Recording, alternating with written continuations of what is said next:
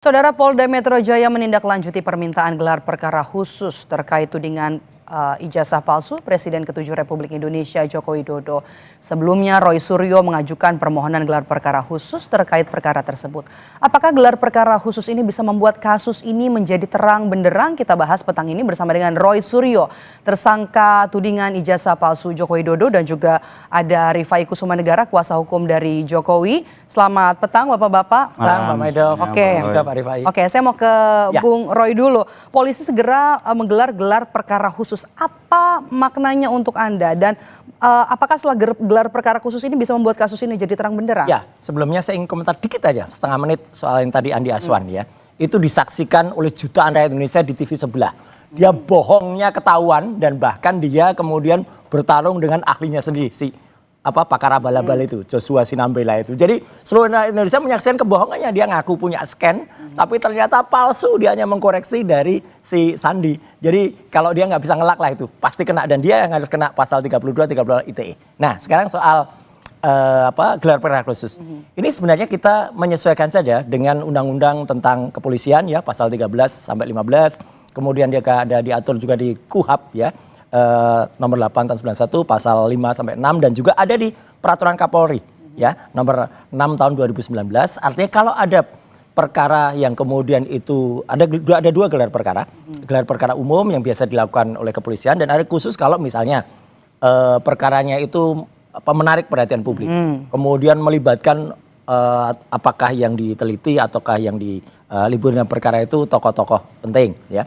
Nah, itu boleh dilakukan gelar perkara khusus. Dan seperti juga ketika kami mengajukan ketika di Barreskrim waktu itu ada gelar perkara khusus, tapi waktu itu saya minta agar yang di Polda Metro Jaya ini tidak mengulangi kesalahan fatal di Barreskrim. Ketika di Barreskrim itu barang buktinya tidak ada semuanya, jadi cuma omong-omong aja. Jadi kalau mau digelar, gelar dan dibuka. Satu yang sebenarnya paling penting adalah ijazah Jokowi itu harus dihadirkan. Kenapa? Karena seperti kalau enggak nanti terjadi penipuan seperti yang dilakukan Andi Aswan. Andi Aswan tuh menipu, jelas dia yakin punya scan gitu ya. Ditunjukkan di salah satu live loh itu di TV. Ada Pak Rifai juga tuh, saksi itu. Kemudian ternyata palsu. Ya, itu hanya koreksi dari Sandi. Jadi fatal dia. Dia harusnya sih nggak boleh lagi ngomong itu. Udah memalukan Pak Jokowi juga gitu. Cacat dia harusnya. Gitu. Oke, tanggapan dari kuasa hukum Jokowi? Oke, jadi terkait yang gelar disampaikan, memang di awal penyidikan pihak kuasa hukum dari Bang Roy Suryo CS mengajukan gelar perkara khusus, dan memang pada saat kesempatan itu saya diminta komentar ya. Saat itu saya bilang terlalu dini. Kenapa? Karena pertama gelar perkara khusus itu di Perkapolri sebenarnya itu adalah hak daripada pelapor manakala terjadi penghentian penyelidikan. Sementara ini diajukan oleh kuasa hukum dari terlapor saat itu ya. Dan untuk mengevaluasi penyidikan yang notabene saat itu baru berpindah dari penyelidikan ke penyidikan, sehingga saya anggap terlalu dini. Nah, bahwa kalau sekarang diajukan menurut saya itu sah-sah saja, wajar ya. Di mana kali ini para tersangka atau kuasa hukum tersangka meminta untuk dilakukan gelar perkara khusus, itu menurut saya dari segi timing oke, bisa ya. Memang sudah berjalan, penyidikan sudah cukup lama, sudah naik tersangka ya.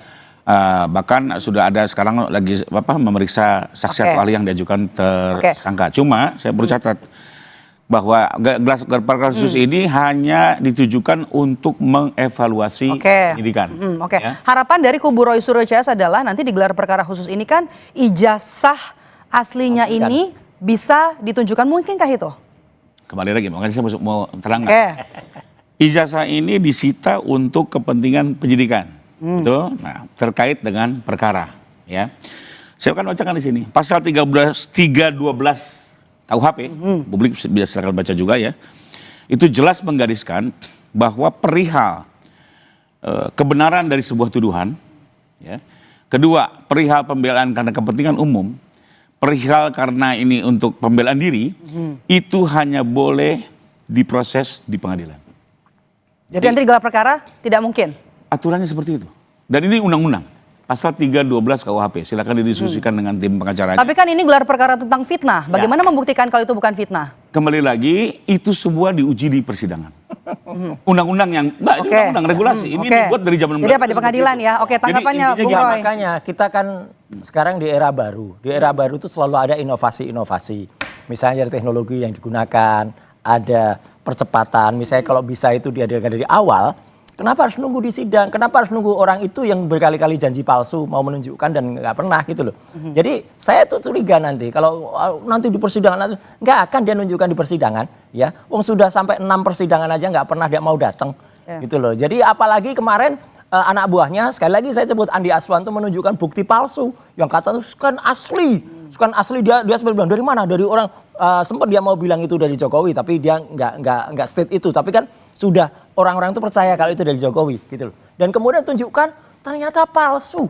Apalagi dia berdebat dengan si ahli abal-abal itu, si Joshua itu. Ya kan dari kamu, bukan saya gitu. Waduh, pokoknya lucu banget. Pak Rifai pasti juga senyum lah melakukan. Jadi di situ saja sudah tampak kebohongannya. Apalagi nanti di persidangan akan bohong ada kecurigaan ya, tidak akan dikeluarkan. Oke. Gitu Gelar perkara kan sebenarnya juga sudah dilakukan ya di Bareskrim pada saat itu, dan juga Bung Rifai ikut pada saat itu. Nah, nanti apa yang membedakan gelar perkara yang sudah dilakukan dulu di Bareskrim dengan yang akan digelar nanti oleh Polda Metro Jaya? Nah, kalau sekarang prediksi ya, karena ini yang mengajukan kan dari pihak tersangka ya.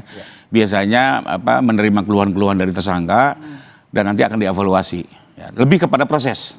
Tapi kembali lagi kalau masuk ke substansi apalagi pembuktian di pasal 312 ini sudah diatur secara rigid bahwa yang bisa memeriksa itu adalah hanya hakim. Ya alasan saya menghina, saya memfitnah karena saya membela diri, karena untuk kepentingan umum, termasuk saya tidak fitnah loh, ini kebenaran. Itu jelas di pasal 312 yang boleh memeriksa itu adalah hakim.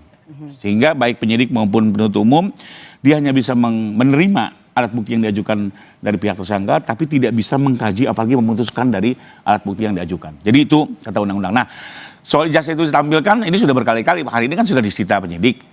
Kalau bergulir ke sidang nanti kan dipegang jaksa. Nah, pada saat nanti Pak Jokowi diperiksa, tentunya alat bukti itu akan dibuka oleh hakim pasti. Ya. Dan ini di persidangan awal. Ya.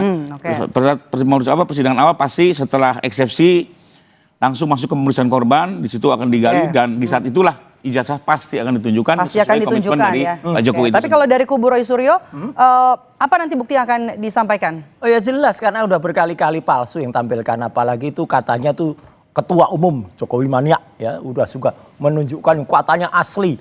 Si Dian Sandi waktu itu juga menyebutkan loh itu asli. Mana sekarang udah orang bilang asli dan Jokowi ketika sewani oleh Dian Sandi juga mereka ya itu asli. Jadi Bu Roy apa yang mau Anda bawa nanti di ada nanti khusus? Bukti ijazah yang memang benar-benar asli, yang ada watermarknya, yang ada embossnya, dan itu tidak ada di ijazah yang selama ini ditampilkan oleh orang dekat. Dan kalau misalnya Jokowi sendiri mengatakan itu asli yang ditampilkan Dian Sandi, 99% itu jelas palsu karena itu tidak ada watermarknya, tidak ada embossnya seperti yang ditunjukkan oleh si Andi Aswan di acara live di salah satu TV, dan itu disaksikan oleh rakyat Indonesia, dia berbohong. Makanya layak lah kalau dia dilaporkan. Jasa pembanding ya? Iya, sama dengan si ahli abal-abal Joshua itu. Oke, ke Bung Rifai, koordinasinya gimana nih dengan Pak Jokowi untuk menghadapi gelar perkara khusus ini? Apa saja yang disiapkan? Ya, sejauh ini kami selalu mengupdate proses perkara, termasuk terkait dengan rencana gelar perkara ini kalau memang ada. Tapi buat kami tidak perlu ada persiapan khusus karena lebih kepada mendengar keluhan daripada terlapor, dan ya penyidik memang harus menjalankan seluruh hak ya, tidak hanya hak korban, hak tersangka itu dijamin oleh undang-undang. Jadi buat kami sih tidak masalah terjadi misalnya komplain. Cuma hanya diingatkan aja tidak boleh masuk ke substansi karena undang-undang menyatakan seperti itu ya. Dan memang ini undang-undang, kalau hukum acara itu tidak boleh ditafsirkan. Kalau hukum material itu boleh. Kan sejak zaman Jadi kembali lagi inovasi biar saja di sidang, bahkan kalau di sidang terbuka, semua masyarakat bisa menyaksikan, wartawan bisa menyaksikan, lebih fair. Kalau digelar masih ruang tertutup. Indonesia kan negara sudah merdeka lama dari Belanda, Pak. Udah undang-undang. Ini negara hukum, Bang. Bukan negara politis. Inovasi kan perlu. Kalau ada inovasi dulu di undang-undang juga nggak diatur kalau ada persidangan tuh Zoom atau persidangan itu online kan, akhirnya kan bisa. Kenapa mesti khawatir dibuka secara terbuka di pengadilan? Dengan disaksikan masyarakat. Dibuka, maksud saya dengan gelar perkara khusus dibuka gelar juga. Tertutup. Alat buktinya, enggak. Gelar tidak mungkin wartawan bisa masuk. Oh, bukan wartawan. Tidak mungkin. Kita aja, diantara kita aja, antar pihak. Ini kan udah konsumsi publik, biar publik mengetahui semua dong. Ini ada yang takut. Jangan diselesaikan di ruang tertutup. Ada yang takut ijazah yang katanya asli itu dibuka. Oke, kita tunggulah. Publik juga bisa menyaksikan, nanti kita keluar dari gelar perkara khusus. Tunggu ijazahnya dibuka atau kalau tidak ya silahkan publik mempertanyakan. Oke. Dan saya pastikan pasti dibuka langsung oleh Pak Jokowi sendiri Ya, nanti. di gelar perkara khusus loh ya, bukan di persidangan. Di persidangan. Ini mau ngeles lagi nanti. Oke. Iya. Siapa saksi-saksi ahli yang sudah disiapkan untuk bisa meringankan Anda di Banyak. gelar perkara ini siapa? Antara lain orang-orang yang dulu ikut menyusun bersama saya Undang-Undang ITE dan dari versi pemerintah, ya gitu. Jadi dulu profesor yang dulu termul, ya gitu, tapi sekarang sudah insaf. Banyak lah. Subiakto. Termul, ya sudah insaf tuh banyak, ya. Profesor lain ahli digital forensik, yang dia ahli bener, karena dia ahli mulai dari analog sampai dengan digital. Bukan ahli yang cuman digital abal-abal yang ternyata dia sudah bukan lagi dosen dan ternyata dia kemarin palsu menunjukkan alat bukti yang palsu juga. Itu kalau itu dipakai, kasihan saya Pak Rifai dan kawan-kawan yang dari kuasa hukum itu ternyata ahlinya palsu, ya gitu. Dan kemudian nanti ada juga ahli bahasa Indonesia yang itu ada sertifikasi untuk keahlian dia, ada juga ahli hukum pidana dan ada juga ahli yang lain. Banyak lah. Persiapan kuasa hukum Jokowi untuk menghadapi saksi-saksi dari kubu Roy Suryo. Ya kalau kami kan kembali lagi, kami sudah menyerahkan ini kepada negara. Dan dalam konteks pidana yang menuntut adalah negara, diwakili oleh jaksa, bukan kami lagi. Ya, kami itu lebih kepada mengikuti perkembangan yang sudah dilakukan oleh tim penyidik, nanti jaksa sendiri yang akan membawa semua alat bukti. Yang kami tahu, saksi sudah ratusan, alat bukti di situ pun sudah cukup banyak, dan ahli pun kalau tidak salah kemarin itu sudah 22 orang. Jadi biarlah nanti sidangnya terbuka, semua bisa mengikuti, masing-masing ahli silakan berpendapat. Kembali lagi pada akhirnya adalah hakim dan rakyat yang akan teryakinkan. Setuju. Oke. Ya. Bung Roy, Ya, apa? bocoran dari polisi ini akan terbuka atau tertutup nih gelar perkara khususnya? Kalau saya sih mengharapkan ini terbuka. Terbuka untuk kami aja, ya. Tertutup mungkin kalau terbuka secara live mungkin terlalu demonstratif. Mungkin enggak, tapi kan di luar itu kan pasti ada wartawan. Di luar itu kan pasti ada publik menunggu. Jadi menurut saya bagi kami harus terbuka. Terbuka misalnya satu aja, nggak usah ratusan alat bukti. Satu aja bukti ijazahnya dihadirkan. Dan kemudian kita dihadirkan, kita bisa tahu, wah ternyata nggak ada embosnya, ternyata nggak ada watermarknya, udah jelas palsu. Itu aja. Kalau ijazah masih ditunggu-tunggu sampai besok ya, menunggu kapan lagi, dan nanti di ujung nanti ada lagi alasan lagi, oh ijazahnya lagi di sini, ijazahnya lagi di sini. Enggak lah, hadirkan aja. Dan ini semakin menegaskan kami, ini satu saya tambahkan lagi. Saya sekaligus menyayangkan dan saya kasihan kepada UGM ya. Kemarin ngasih statement lagi selama 3 menit 57 detik ya, rektor itu. Lagi-lagi itu semua mengatakan malu lihat penjelasan rektor kayak gitu. Rektor menjelaskan hanya omon-omon aja. Nggak ada bukti apapun. Nggak ada petunjuk visualnya. Nggak ada bukti apapun. Jelaskan 9 poin itu zong. Ya, gitu. Jadi artinya kasihan saya kepada kakak saya ini ya, Mbak Opa ini yang menyajikan itu dan tampak dalam tekanan sekali dia. Oke. Kasihan. Oke, terakhir Bung Rifai, apa yang mau disampaikan jelang gelar perkara khusus nanti di Polda Metro Jaya?